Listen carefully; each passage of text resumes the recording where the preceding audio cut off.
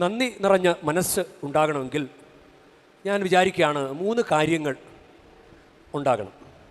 ഒന്ന്, നല്ല സ്നേഹമുണ്ടാകണം. 2, നന്ദി പറയാൻ പറ്റിയ അനുഭവങ്ങൾ ഉണ്ടാകണം. നല്ല അനുഭവങ്ങൾ, ദൈവാനുഭവങ്ങൾ ഉണ്ടാകണം. ഇനി 3, ലഭിച്ച അനുഗ്രഹങ്ങൾ മറക്കരുത്. മറന്നു കഴിഞ്ഞാൽ നന്ദി പറയല.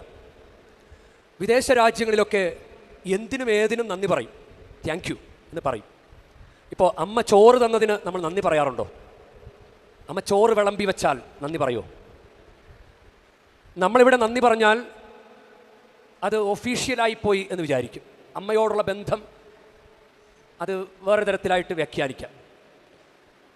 നന്ദി പറഞ്ഞാൽ അത് അണ്ടർസ്റ്റുഡായിട്ടാണ് നമ്മൾ മനസ്സിലാക്കുന്നത്. അത് ഉള്ളിൽ തന്നെ അത് അർത്ഥം ഉണ്ട്, അത് നന്ദി ഉണ്ട് എന്ന്.